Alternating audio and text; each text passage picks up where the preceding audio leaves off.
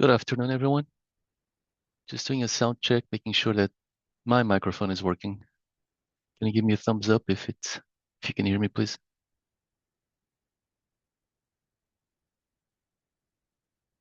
Oh, thank you. Thank you. Thank you.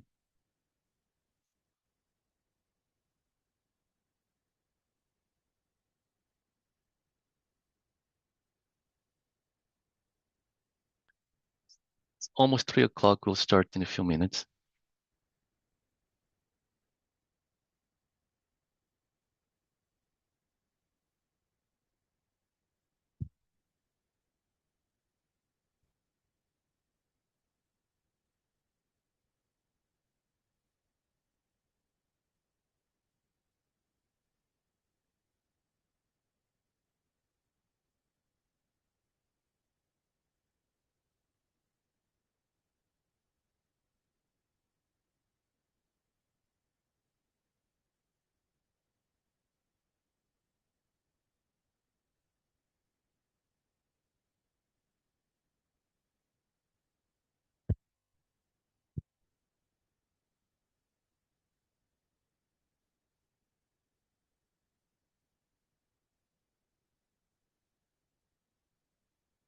Give me just a few more seconds. I'll wait for a few more people to sign in. We did have a guest list of about 37 registrations, so we'll wait a few more minutes to make sure everyone joins in, okay?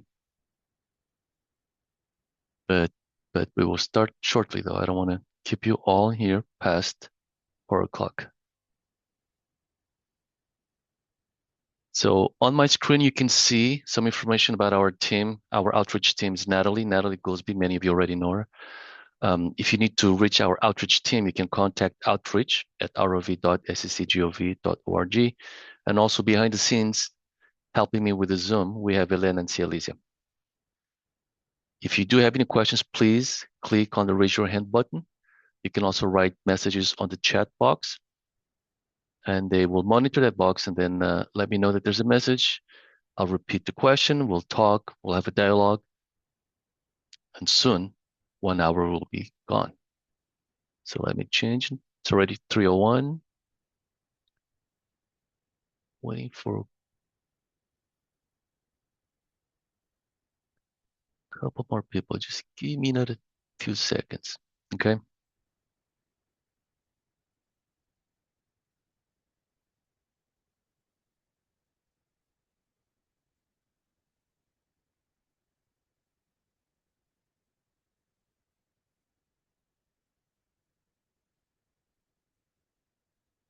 Okay. So we do have 16 of us, or 17 now. So thank you again to all of you who are joining us today. We haven't had a voter education and outreach meeting in a while. So we had a busy year in 2025, believe it or not. So we'll talk more about that. But in any case, let me begin the meeting by introducing you our executive team. Unfortunately,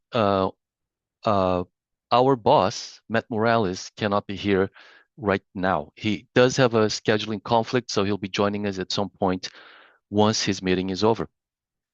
Once he is able to join our meeting, I will pause the workshop, wherever we are, and then we'll give Matt a few minutes to welcome all of you and say hello to you, and then we'll move forward. Matt, as many of you already know, was one of our assistant registrar voters, but since Shannon Boucher retired at the beginning of 2025, Matt applied and Matt got the job mid-year last 2025. So let me now introduce you. We do have more changes at the executive team level. So let me introduce you, the other lady that everybody knows. All of you know Virginia Bloom. Virginia is our assistant registrar voter. She's been with us for, I believe, a decade at least. Virginia is in this meeting. Would you like to say hello to our audience here, Virginia? Let's see. Oops, I think we have to give me a second. Oh, I know. Okay, Unmute. There we go. there you go. Is it working now? Okay. Welcome, everyone, to our VEOC meeting. It's been a long time, and we're really looking forward to us working together this year. Welcome to our meeting. Thank you, Paulo. Thank you, Virginia. Yeah, so lots of potential for this year and towards the future. So let me now introduce you my new boss, the other assistant registrar of voters, which was obviously the, Ravi was hired and for the position vacated by Matt. And so this is Ravi Udeshi. He just joined us. Let me see, make sure that he's got time to talk. So I believe you're on now, Ravi. Let me see. Can you hear me? Yes, we can hear you. Go ahead. Okay, wonderful. Looks like the camera function's not working, but that's okay. Thank you very much for that warm introduction, Paulo. Yes, my name is Ravi. I'm very excited to have joined the County of Santa Clara Registrar of Voters office as the other Assistant Registrar of Voters. I've been here for about a month. In fact, today is my 1 month anniversary, my first day. And what's clear to me is in that time, this is a very special office that does a lot of great work. And I'm very excited to be a part of this office and the work that it does, and to work with all of you as members of this committee to help improve the experience for all of our voters and residents. In any way, just for context, I previously served in a similar capacity in Fairfax County, Virginia, which is a county about 75–80% the size of Santa Clara County. I was very happy to have worked there, but even happier to be here now. So thank you so much, Paulo. Welcome. Welcome to the team, Ravi. Welcome to the team. Okay, so before we talk about 2026, let me talk to you about 2025. We didn't really have any election booked for 2025, but in the end, we ended up with a bunch of elections. Okay, so how many specials can you count here on the screen? Look at it from the bottom up.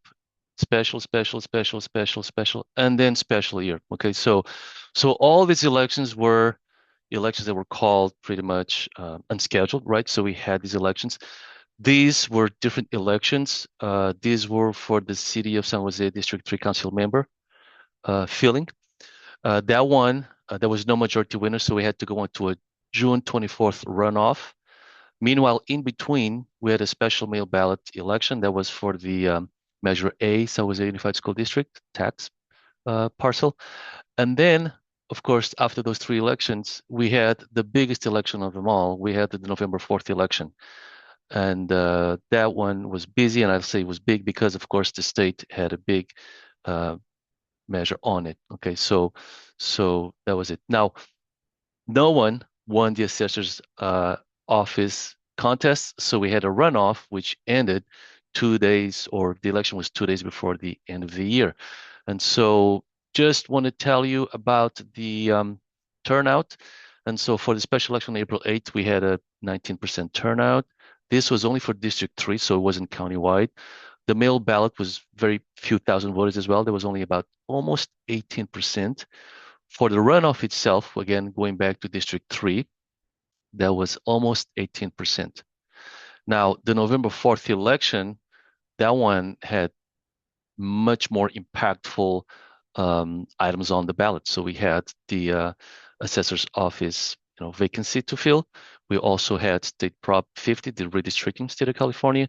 And then, of course, we had Measure A sales tax from the county of Santa Clara. So because of all those reasons, we ended up having close to 52% turnout. And so it's not about the election itself, if it's countywide or not, but it's about what's on the ballot that will propel voters to come and vote. Okay, and I say that because, again, December 30th, it was a county-wide election for the assessor's office, but still only almost 21% of the people turned in to vote. Okay, so again, this is crucial because it's one of the things that I would like the VEOC coalition to develop, which is how can we improve voter participation. So in any case, let's move now towards 2026.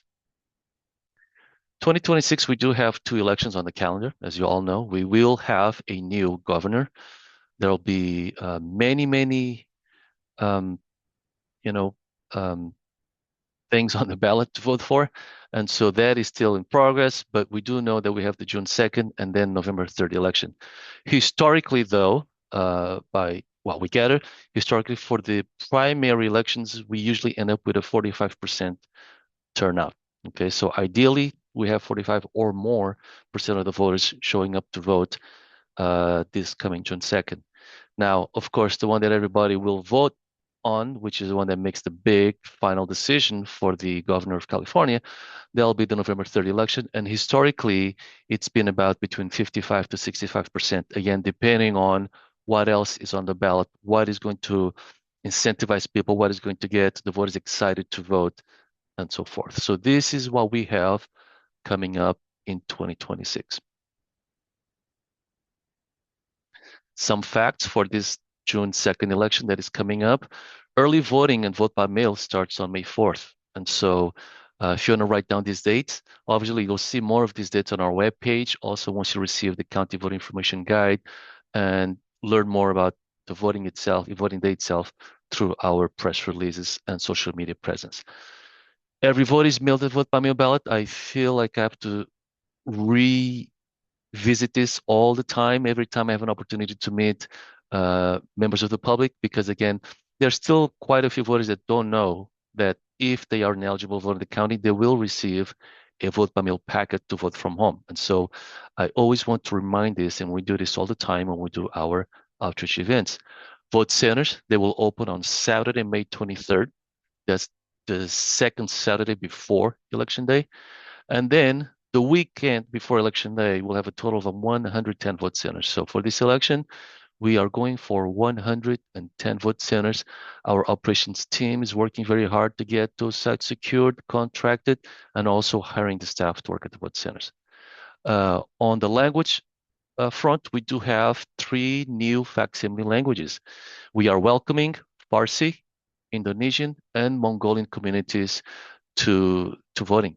And so these 3 languages will be added to the current facsimile languages. And so in the end, we'll end up with a few more languages than we had in the past. And here we have. So in total, again, some of the numbers, we're going to have 110 vote centers, though it could increase by 1 or 2 more. So I'll tell you more about that in the next slide. In terms of ballot languages, in terms of the actual available languages on a ballot, on a paper ballot, on a touchscreen ballot, and also an audio ballot, we're going to have 8 languages. In facsimile ballots, we will have 8 languages total, because there was 3, and now we're adding Farsi, Indonesian, Mongolian. If you know anyone that is from these 3 communities, please email us at the outreach email that I shared earlier, because we do want to reach out to those communities. They will be new to us. They'll be, we want to emphasize to them their right to vote and how easy it is to vote in this county, and how we would like some of them to help us at the vote centers as election officers. More importantly, though, here on the bottom right side, I do have this vote early, because again, all this work is for naught if people don't come and vote early. Okay, why wait till the last minute?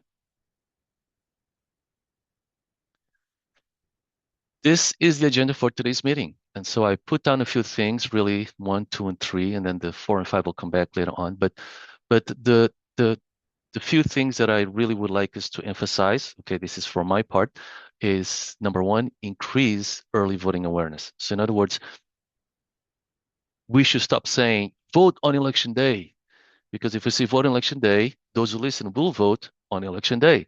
But what about the first 10 days of voting in person at a vote center? What about the first 29 days of early voting from home and also in our office? So I would like for us to have a sort of campaign, a sort of a VEOC project in which we will go out into the community and we'll remind everyone that you don't have to wait until election day.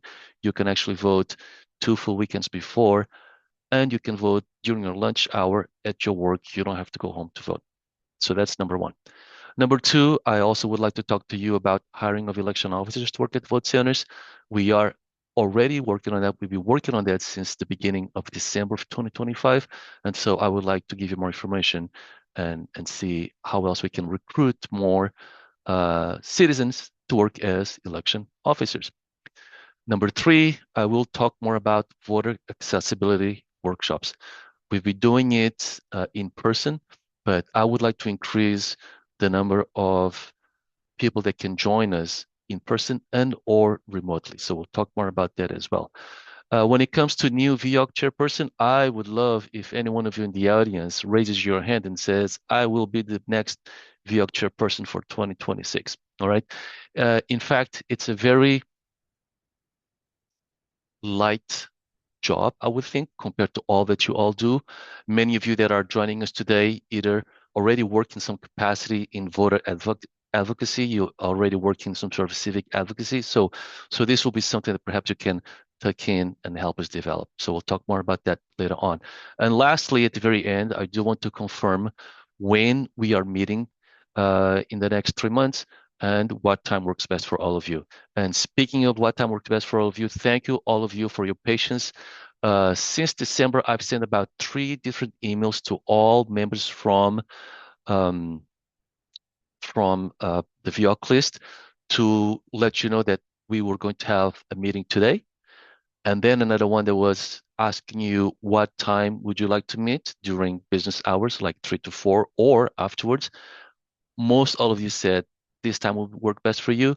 And then I also gave you 3 different date ranges for the follow-up meetings. And so you all also selected a specific date. So I have all those on my last slide, so we'll talk about that. And if you feel like we need to change those dates, we'll just go ahead and change those dates. But what I would like to is, before we leave today, to have a timeline of when we'll be meeting. So this way, everyone knows of our meeting commitments, and we can work on a project and then have specific marking points for us to come in and meet and then see how far we are into the project. All right, so let me move forward. Going back to item number one, which is how can we increase voter awareness? So I think we can start by having action items, by having words that are effective, words that make people do something, make people think right away.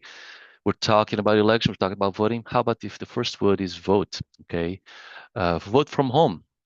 Anytime we meet someone at a party, at an event, an outreach event, at a family gathering, anything that you do, we can start to let them know, hey, by the way, did you know that you can vote from home starting on May 4th? Did you know that you can vote at the registrar of voters office if you'd like to on May 4th?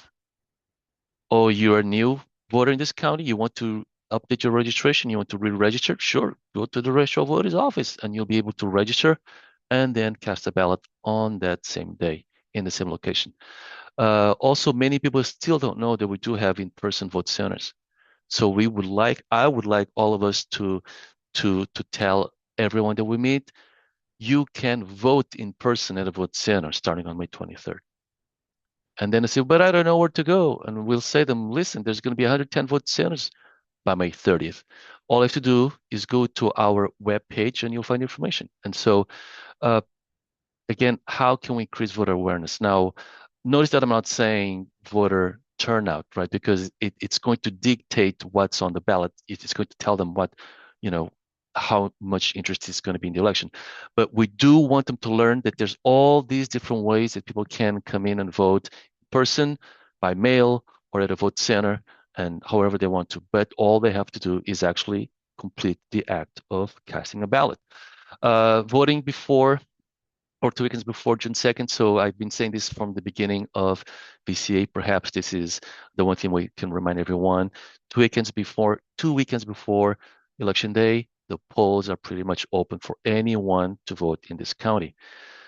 Now, if no one really listens to us, or if they listen to us, but they still don't have the time to vote days before Election Day, then you know what? Sure, of course, vote on Election Day. Don't let this right of yours pass by. So vote on Election Day, but you don't have to drive home from 6 to 7 and then eat something quick and then run to the vote center and then finally get in line to vote at 7:30 at night. Why not just vote at the nearest vote center to you? Okay, so you can vote at any vote center in this county because we do have a great system for you to do so. We have the voting equipment, and also we have 110 vote centers distributed throughout the county. And so you should be able to find a vote center nearby you. So these are some of the things that I would like to talk about, or for you to decide what is it that you can do. I know, of course, we do have the legal voters present. We do have San Jose State votes represented here. And I know that all of you have your own programs. So what can we do that perhaps collaborate more often with you? And what is it that you're doing that perhaps we can copycat you, or if you have a formula that works for you, then I would like to adopt that and perhaps do that on our end as well. But ideally, of course, we'd have that done by members of the VEOC.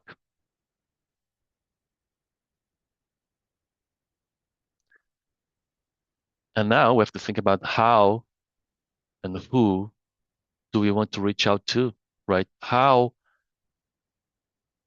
can we develop this program? Okay, so again, these are just ideas that I have. And so in a few minutes, we'll be able to pause the presentation and we'll be able to all give us a state of where you are in your organization, how are things going, what are you guys doing, what works, what doesn't, and how can we collaborate more, okay? But right now, what I have on the screen is who do we go to? What can we do? How do we reach out to these different organizations? For example, for limited accessibility communities, or for the visually impaired, for the mobility impaired, one thing that we can do is, again, have, for example, the voter accessibility workshop online. So we'll do the hybrid that I was referring to, all right? We did that in the office, but that's limited access for some of you because then you need special arrangements for driving you here and so forth.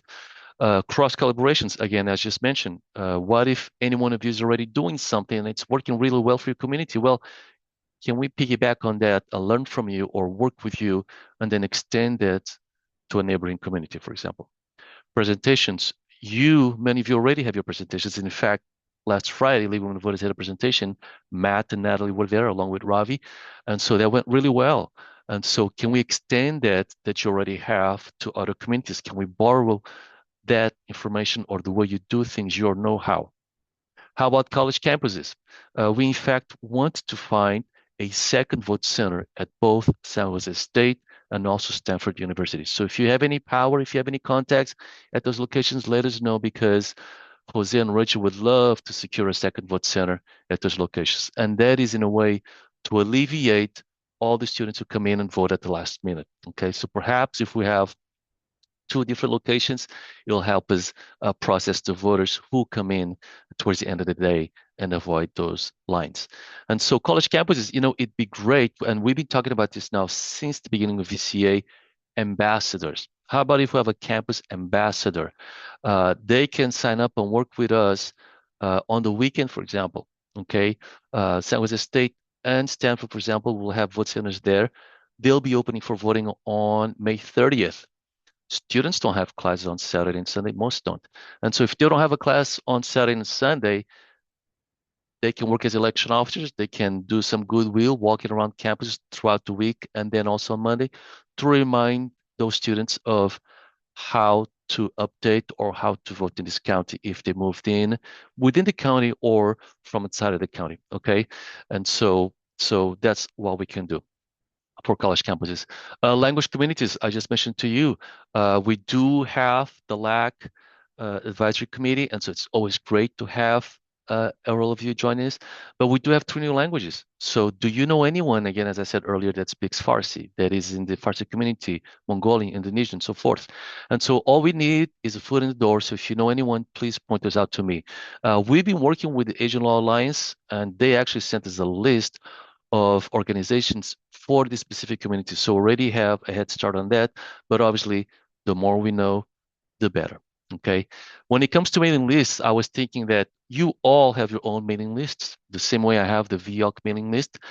Can we perhaps cross-share some of these lists? Obviously, technically we can't because the list that I have are specific to the people who asked to be included in the VEOC mailing.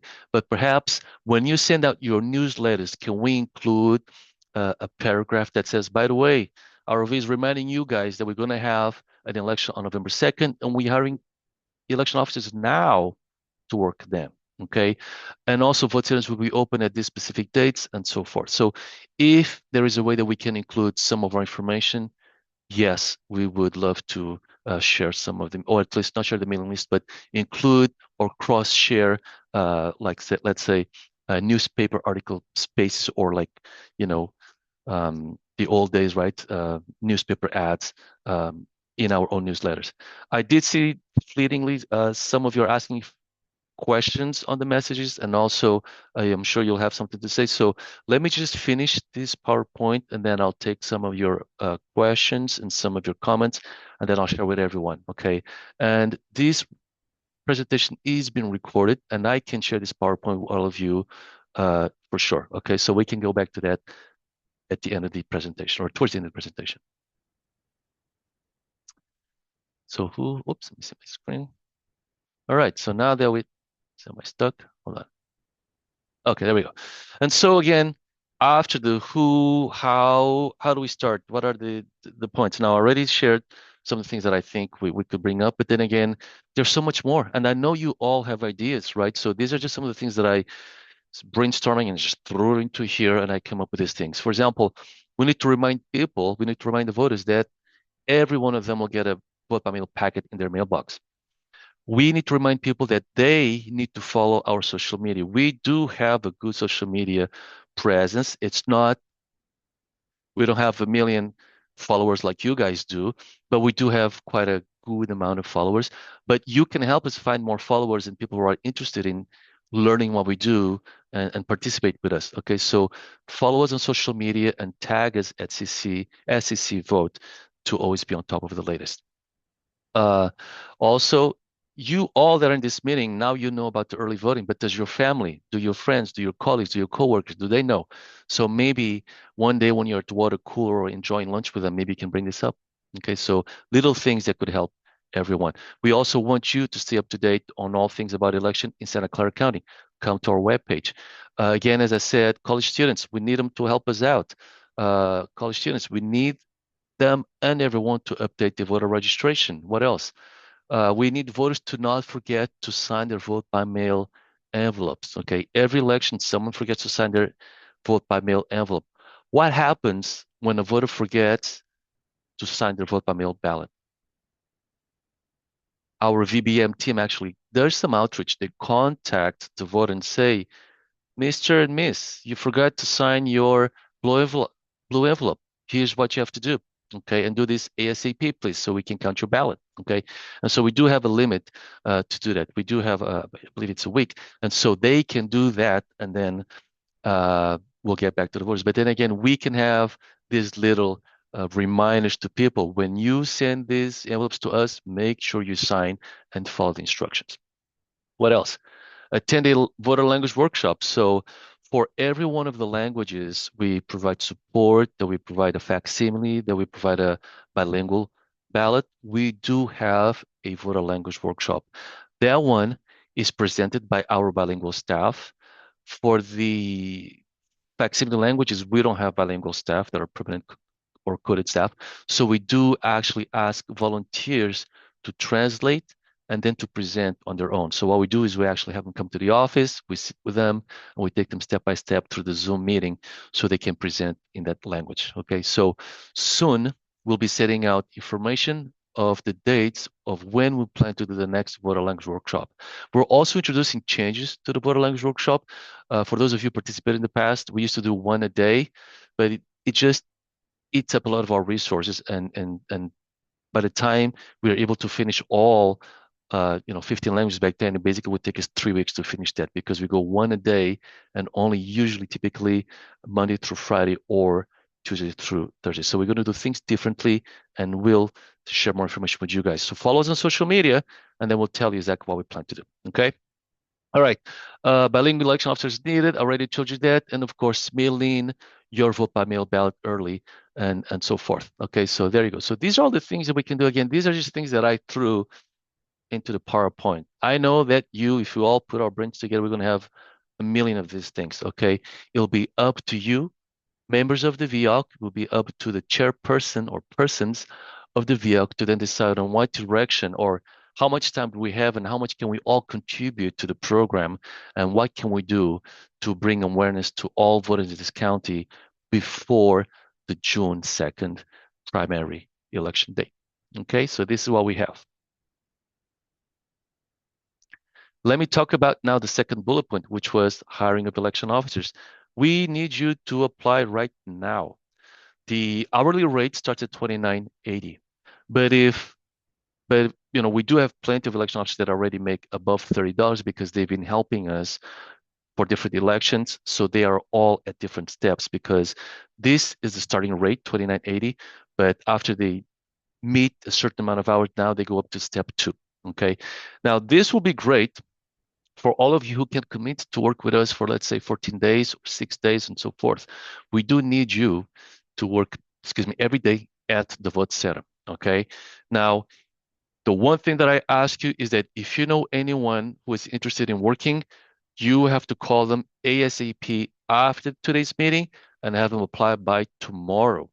Because when someone applies by tomorrow, I don't get the referral from the Employment Services Agency, the county agency that does the hiring, not for another 6 weeks. Okay. And so tomorrow is the 6th of February, already the second month of the year. And if they apply tomorrow, which is the simplest process, I won't hear from the ESA agency that your friend has been referred to us. Okay. And so 6 weeks from tomorrow will be basically March 20th. Okay. Meaning March 20th is a Friday. I don't get to work. I don't get to call your friend until March 23rd, which is a Monday. Okay. So unfortunately, that's the way it is. It does take some time, but we're doing our due diligence. And also that way we ensure that when your friend signs up to work and when they come to a class and then they work with us, that they are on the payroll and they will get paid on time. Okay. So this is what we have going on in here. Also, many of you already know that anyone that wants to work with us has to come to a 3-day class. Okay. And they think, oh my gosh, why 3 days? Because if they want to be the best, they come to a 3-day class. All right. We need you guys to learn and to be reminded of all the processes that are need to be completed at the vote center. The best thing about anyone that does work for this election in June is that they will be automatically already considered a part-time county employee. And so they don't have to reapply again when they come back for the November 30 election. And so get this done out of the way, apply now, and you'll be just fine. Okay. We do need you though to apply ASAP because again, let's say we contact you on March 23rd. By that point, we already have classes full. Okay. So there'll be less classes or less different days and times for you to come to a class. And so there'll be a little bit more of a limitation of when you can come to us. So that means whoever applies, then they may have to move some things around their own schedule to make sure that they come to our classes. Okay.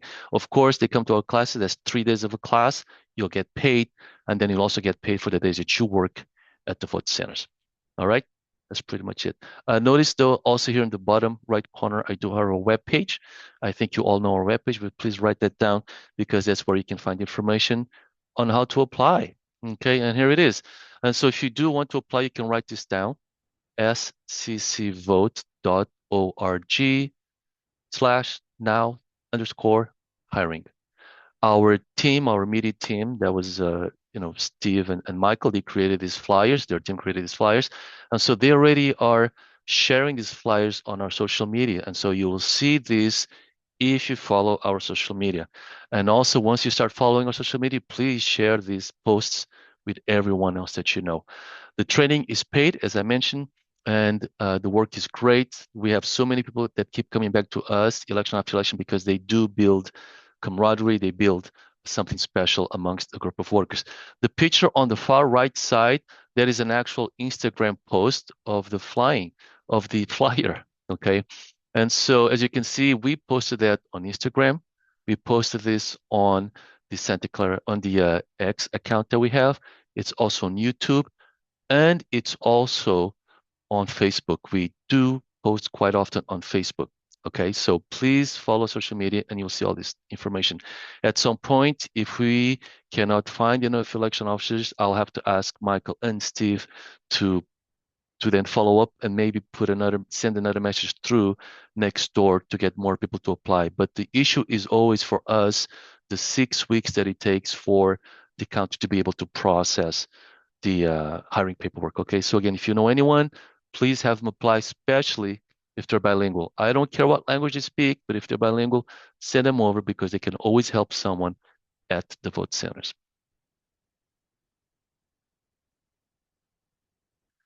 We'll move now to bullet number 3 or to item number 3, and that was the voter accessibility workshop.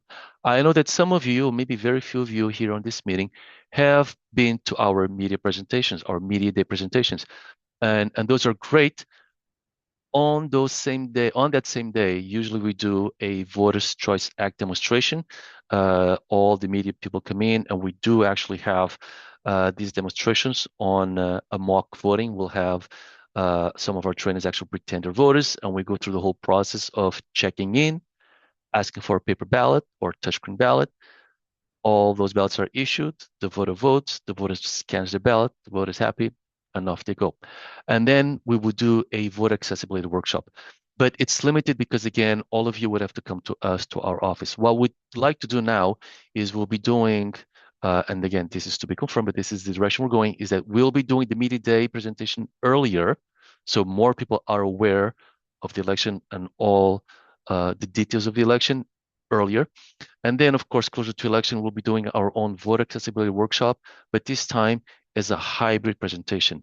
We will record a lot of these processes, the checking in, the, how the voter is going to ask for a paper ballot or touchscreen ballot, and also how the voter is supposed to feed their ballot through the scanner. We'll have videos for this, and we'll be presenting those videos at the Zoom meeting. Also, we'll be able to take in questions from the audience. And also, I'll be doing this from the mini vote center that we have here in our training room.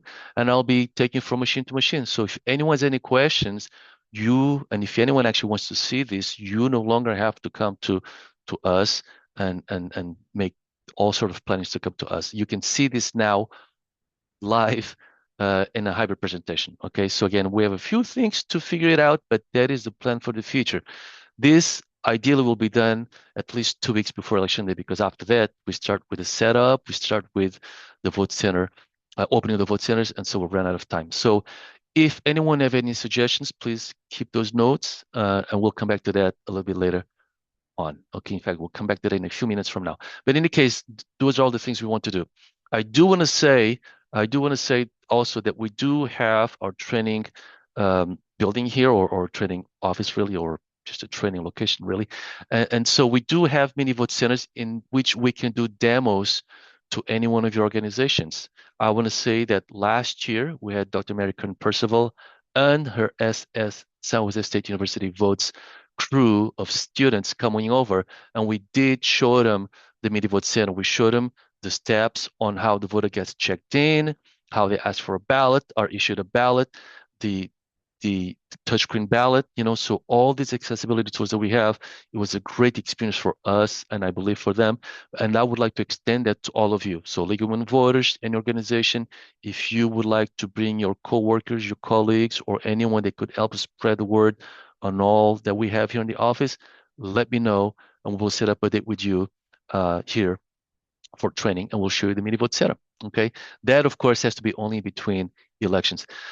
Here on the bottom, at the bottom of the slide, also you can see that I put down, can your organization host future voter accessibility workshops? I know that Fernando from the, I forgot the regional center, he in the past he talked about this possibility, but we just haven't followed up. But maybe next time his organization has an event for their community, which are pretty big events, maybe we can go to you and then bring the equipment and have a booth and set up all these accessibility tools that we have, so that everyone that comes to your organization can see what they can do if they choose to vote in person or if they choose to vote from home. Okay, all right, so let me move forward. Let me go on to the next slide, and that is questions, suggestions, comments, and we can talk about increasing early voting awareness, hiring election officers, and then voter accessibility workshop. Okay, so let me check the messages. And Elena and Celise, let me know if there's anything that I haven't seen yet. Okay. And if I need to address right now, so sorry. Trying to get a hold of my box. There are quite a bit of questions from sorry. Marianne. Marianne, sorry. She's asking, is your presentation available to share with us? Yes, yes, good question. Thank you. I saw that flying by. Yes, it is. What I can do is let me. So the video will be also placed under the VEOC webpage that we have. Also on that same page, I will save this presentation and add it to that same webpage. Okay, so I'll have it available to you. And if there's anything else that you want, please just let me know or email the outreach team, and then we'll get back to you and see what we can do for you. Okay, but all this information is available to you guys. Okay. Yeah, thank you, Silas. You know what? I'll just read the webinar chart. So can someone please make uh Ravi a panelist? Okay. I think there's a way, or yeah, let's work on that. And then Gary, sorry, I can see your full name, Gary. Let me see if I can open my window here. Gary, sorry, Gary, I can't see your full name. Okay, so I'll just go with Gary. Gary says, yes, I would like to volunteer to be an election officer. I have never been one before, but now is the time. Absolutely. So let me just refresh you guys on what we need. We need volunteers and I need election officers. Okay. Election officers get paid $29.80 per hour, and you have to come to 3-day class because you're going to learn everything you need to know to process a voter. A true volunteer, we really use them as greeters. A volunteer is paid a flat fee because they only come to a 2-hour class, okay? And they're literally the person that stands at the door to welcome all the voters, okay? And so that is easy. That you can just call our office at 299 poll and we'll sign you up. But if you want to work at the polls at a vote center for all these days, you have to apply online, okay? And so Gary, in response to your comment and your request, Grace already put the information here on the chat message window. So please click on those links and you'll be able to apply. Apply for both VW1 and also for the election aid. If you qualify as a lead, and if we need more leads, we'll bring you in as a lead, especially if you have experience. But if you don't have that much experience right now, the first time around, we'll bring you in as an aid. And then when you have a little bit more experience and you like it and you enjoy it and you tell me that you can do this, you'll come back in November as a lead. Okay, so this is what we need to do. And of course, Grace, ahead of everyone else already put down, if you wish to volunteer, go ahead and click on the link below. So we do have both an online application that goes straight to us for volunteers, or you can call us and we'll send you the link. Okay, so that's it. Let me see, there's a few more messages. Yes, Marianne, it is available to you. Marnelli, sorry, I'm not sure Marnelli is your last name or your first name. Okay, anyways, Marnelli, so will there be naturalization ceremonies before the primaries? So can assist? Yes, there's always been U.S. naturalization services going on. They, in fact, used to hold this at the Campbell Community Center, but they stopped that last year. And so they do this at their office in a much smaller scale. Okay. What we do, though, is Natalie every so often brings them boxes and boxes of new citizen voter registration envelopes. On those envelopes, we provide information. We also provide a voter registration card, and that's what we give them. Okay, so if you want to actually assist the naturalization office, you'll have to call them to see if they are looking for volunteers. But with us, we no longer, unfortunately, go to these events because those events are not available to us. Our participation at the moment is simply to bring the voter registration cards to them. Okay. If that is something you're interested in doing, let us know. Contact Natalie, email us at outreach, and perhaps you can be the conduit between our office and the U.S. naturalization office. You can bring them this and then see what else they have that you can help them with volunteering opportunities. Okay. Thank you for bringing that up. Okay. There you go. Grace already put the information. Yes. Well, I left Was a that? message about Mhm. the USCIS in the Good. chat Thank you. box. Thank So you. that when they resume, those who have volunteered with us in the past, I'll make sure to contact if we need help outside of ROV presence. Good. Thank you. And those of you who don't recognize the voice, tell us your name. It's Natalie. Hey, everybody. There you go. There's Natalie. Sorry. This is Natalie Gosby. So she is our outreach team, okay? Team of one. But right now she's fortunate to have at least a couple of people in Elena and Silesia helping for the time being before they run out of hours. In any case, yes, anything you need, please reach out to us. Email us at outreach, okay? And then we'll get back to you and assist you as much as we can, all right? There's so much more that we can do together. Now, let me see, Lead Filipino. Yes, thank you so much. Lead Filipino would love to host the voter work. Okay, let's Barnelli, I'll be contacting you soon. I got your email. We'll get talk more about this. And yes, Mary Curtin Percival, we have multiple events at San Jose State SJSU votes. We're also thrilled. Yes, let's do all of those. So the only thing, as I said, I have to time this in between elections, okay? Because we obviously months before election, there's just no time to do anything, okay? Ideally, all these things we wanted to do back in 2025, but we had 5 special elections in the way. Okay. So anyways, another question. Are you expecting any ICE or other groups to interfere with the upcoming elections? As far as I know, we don't have any information on this. Okay. Our executive team, though, is very much in touch with the county and with other county offices. And if they hear anything, if there's any chatter, our executive team will then let us know first thing. Okay. But again, we don't really know much at this point. I do know, of course, the county does have a policy, and so that will be applicable in the situations. But Marianne, you'll have to wait a little bit longer to hear more about this from us. Okay, so I'm sure once we have more information, we'll share with you. And this has come up before in my conversation here with our team, and so it's just a matter of time that we'll have a statement, something that we can share with all of you. Okay, good point. So we'll add that topic to our next meeting in March. Okay, and so at that point we'll let you know how we're doing when it comes to what the county plan is to deal with ICE. Okay, all right, there you go. Let me see. Elena also put down the VEOC website. Thank you for that, Elena. So the VEOC website is for any one of you who's in this meeting today, but is not quite a member of our VEOC. And if you would like to receive information about the next meetings, please sign up. Okay. When you go to the web page that Elena is showing, you can also sign up for the Voter Language Advisory Committee.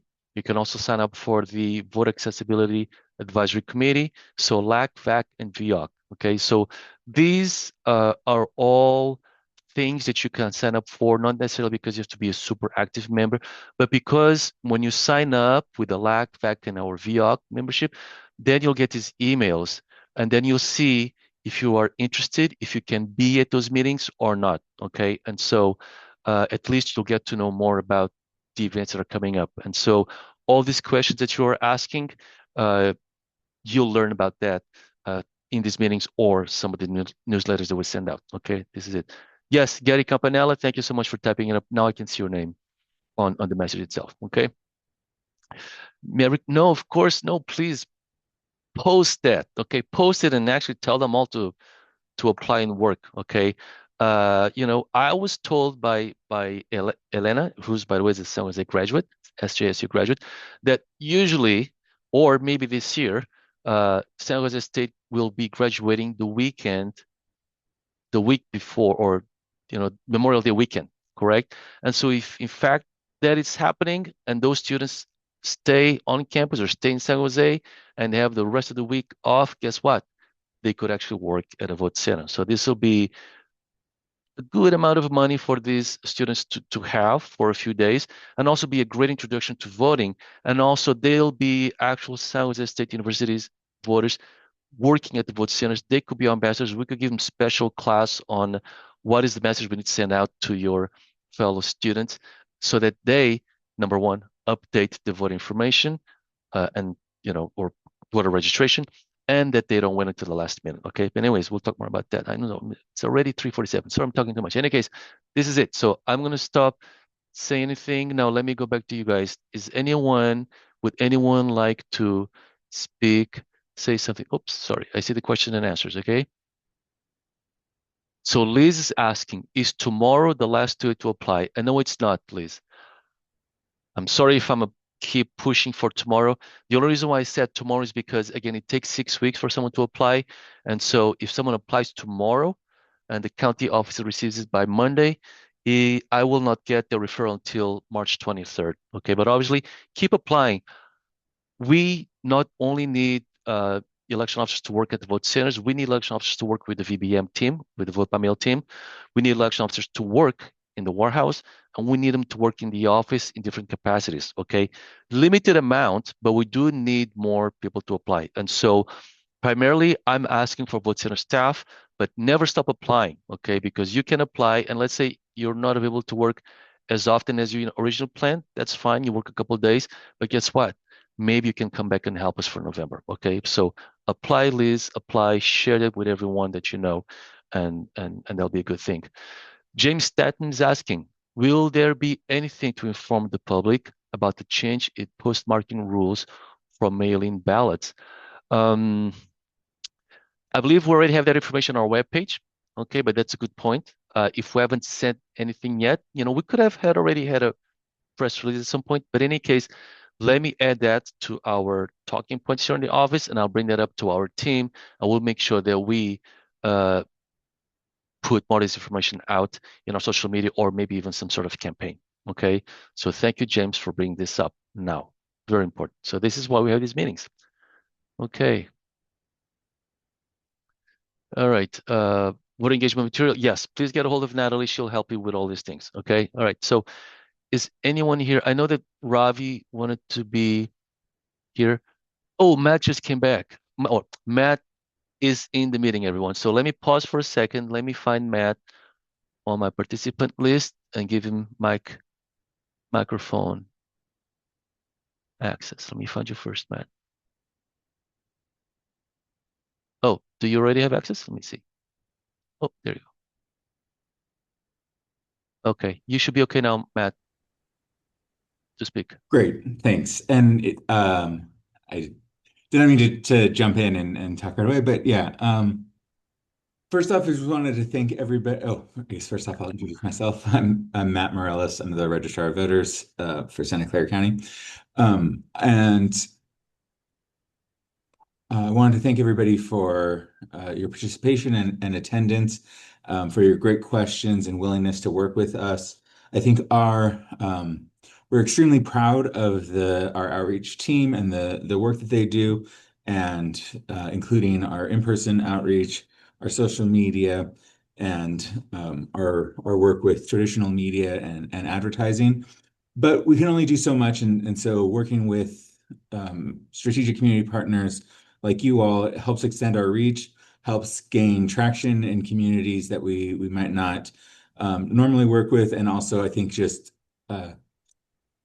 lends a lot of credibility to our efforts, and that's particularly important in these days when there is so much divisiveness and skepticism around elections. I did want to address a couple of the questions that came up at a pretty high level.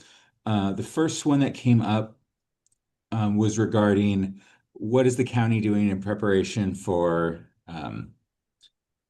any activity by ICE or really anybody else regarding the election. So just to answer it at an extremely high level, I would say that over the last 6 years,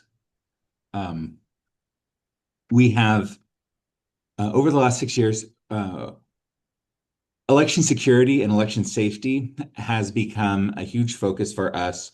We work regularly with a lot of our county partners, including local law enforcement, county sheriff, county district attorney, our Office of Emergency Management, and we basically treat every election kind of as a potential emergency management event or situation. So we have a lot of layers of contingency, of backup plans.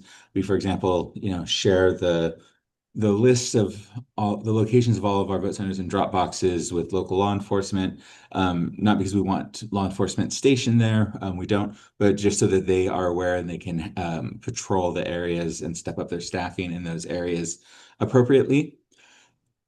So we make a lot of contingencies, a lot of preparations for any kind of disruption that may happen at a vote center. And we've been doing that for a number of years now. We're continuing to work on those plans and continuing those preparations into this year. And so I think that those plans address a number of contingencies that would certainly address some of the concerns that were raised. As far as others, just even protesting or other activities going on around or near a vote center. Additionally, we've integrated into our vote center worker training some basic de-escalation training.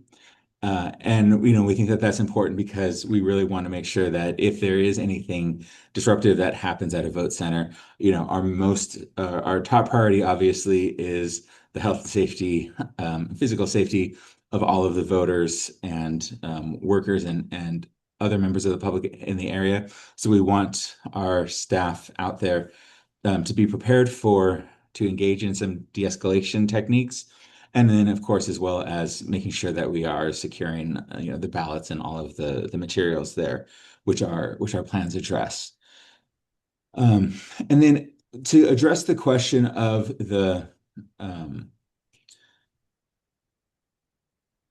postmark, we have a couple of different pieces of messaging that we're going to be doing this election that we started rolling out in our special elections at the end of last calendar year, but that we're going to continue to be rolling out for the upcoming 2026 elections. One is that we are really emphasizing the use of our drop box locations. And I think that in a lot of ways, those are kind of the antidote to any concerns that people may have, real or imagined, around the post office, because those are entirely within the county's control. They are collected regularly by county staff who bring them straight back to the registrar of voters. And so there's no concern about did I not get it in on time, or is it not going to be delivered on time? And so that is something that we're really going to be trying to promote. And I see the question in the chat, is there security for ballot boxes? Yes, we do have security. We do have a variety of security components to the drop boxes, including we do have fire suppression in all of our boxes. So we really do want to push that.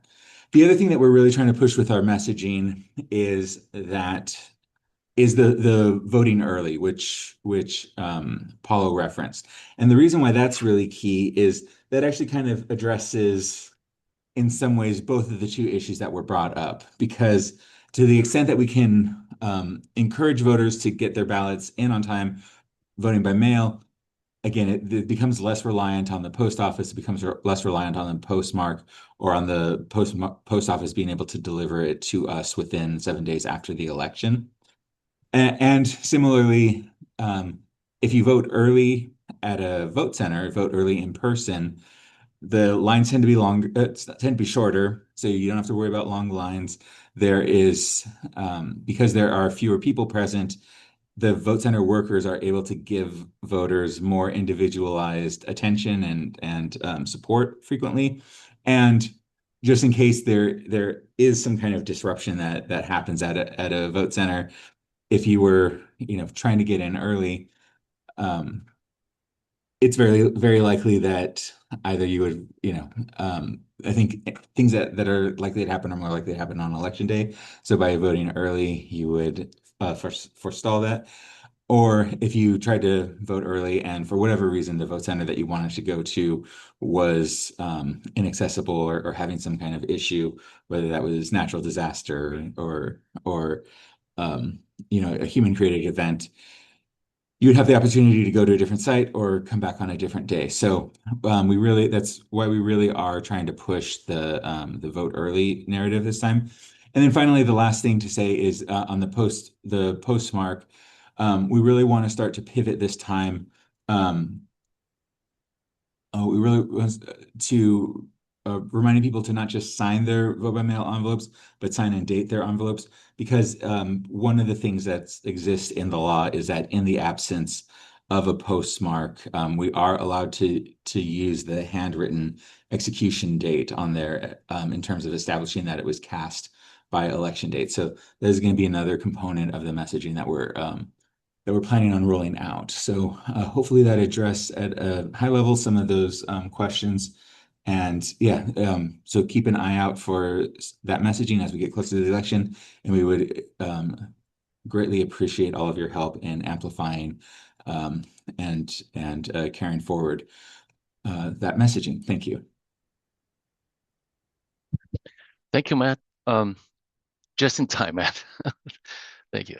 Right. So let me just go back to the end of it. So I apologize. I almost at the time here, but before we go, and we can come back to this one, I did see that Mary Kern Percival is interested in becoming the VEOC chair for this year. Okay, so you got my vote. Okay, but it's all up to us. So why don't we do this? Can we um maybe at the next meeting, and that will be on March 12th. Can we take a vote then? Okay, let's see if you want to be a chairperson, bring a short statement, and then we can get it for 10 minutes and talk about this, and then decide at the beginning of the next meeting. I talked all I had to talk about today, and so I think we're set for next month. You have all the information. I'll share the PowerPoint with you. So when we meet again on March 12th, which is the proposed date, sorry, let me just show the proposed date. We can then actually talk about what we want to do. Okay. And so, Mary, you want to be the chairperson? I believe you probably have an idea of what you would like to do. And I'm thrilled because you are dealing with San Jose State University. So to me, that would be great if we can start some sort of program with college students to bring even more awareness than they've been getting the last few years. But in any case, good to see. So the one thing I want to bring up is, does this time work for all of you next Thursday, March 12th? Again, 3 to 4 p.m. If this works for all of you, I think we're set. Okay. The other thing I wanted to talk about was the future meetings on April and May, which will be also for April 9th and May 14th. And the reason why we have those dates is because in the past, we didn't really set on a date, and then, we all have other commitments to go to, and then we would miss important meetings. So this way, if you're here today, we all should be here again on March 12th, April 9th, and then May 14th. Okay, and May 14th could be the one meeting that we have in which we're all ready and pumped up to go and do and meet people in person, getting them ready for the election. Okay, so there you go. So let me see. So does that work, everyone? Okay. So I don't see anything about, okay, I see some thumbs up. Okay, otherwise, if it doesn't work, just message me, okay? But I think for now we're good. So let me do this. I'll send an email to I'll send another announcement to all of you for VEOC for March 12th, 3 to 4. And on it, I'll include the future dates of April 9th and May 14th. And then meanwhile, you guys can contact me, see if there's, please, all of you, in fact, email me, see if what you would like to add to the agenda for next meeting. But then I think the first thing, and no, actually, I'll leave it only one item for next March 12th, and that is, let's decide on the VEOC chairperson, and then we'll move forward and we'll set on a project. Okay. And then, of course, there'll be more for next November. In November, we'll have to do, let's see what works enough for this June, and then we'll do more for next November. But we're already at 4:01. Let me see if there's anything else that you want to import. Paulo, really fast, we did have another Q&A in the Oh, from Grace? yes. Yes, Grace. How important is the signature matching that's on the ballot? Mine includes middle name, but she doesn't like using it. Okay, so I you can know what? address that. Yes, I can Matt. address that really quick. Thank you. So, not extremely important. So we don't look for an exact perfect match. We train our staff to look for points of similarity, and we are taking into account the fact that signatures change over time, and that for many people, right, like you might use an initial or an abbreviation of your name, for example, Matt versus Matthew or something like that. So we take that into account. We also do talk about. We also train our staff to make allowances for the fact that signatures change over time, people's handwriting changes over time, that somebody might be a little bit more rushed one day than they were another day. So which is why, again, our training focuses on points of similarity. So it's okay if it's not a perfect match. Additionally, also, I do want to reiterate that as long as the ballot was received on time, even if there is a problem with the signature, we will reach out to the voter and give them the opportunity to correct the signature within the month-long canvass after the election. But so whether you include your middle name or not, typically that won't make the difference. Good. Thank you, Matt. All right. And so with that, we are coming now at 4:03 already. Okay. So let me do this. So, yeah. So again, action item for next, actually moving the screen. So today's takeaway for me, since I'm not going to have time to allow you all to speak, is that at least we give you a quick update of last year and this year and how busy we could be for June and November. And so I want to say thank you to all of you for being here. And today's takeaway is that the best is yet to come. March 12th, we'll meet. I only have one item in my head right now in terms of agenda. It'll be let's find a chairperson and then let you guys discuss and see what you would like to do that will be effective for all the voters in here. And of course, we can't go after all voters, but we can focus on one group at a time. Okay, so that's pretty much it. That's it from today. Thank you so much, everyone. You have our emails. If you want to contact Matt, Virginia, Ravi, email registrar, email. If you want to follow up with us at Outreach, the voice, that would be Natalie, email Outreach. Okay, meanwhile, so far we do have one person interested in being the chairperson. More of you are interested, the better. And it could be that maybe we do a chairperson for now until June, and then we'll do another one from June to November. Okay, so that'll be always something interesting to do as well. So in any case, thank you to all of you for this information. Stand by in a couple of days. I'll send another invite with a summary of today. And again, I appreciate so much all of you showed up today. We had about 21 attendees, so that's great. And that's it. So don't forget, next month, the 12th, on Zoom, same time. Okay. Thank you, everybody. See you next time, and thank you for your contributions today. Goodbye.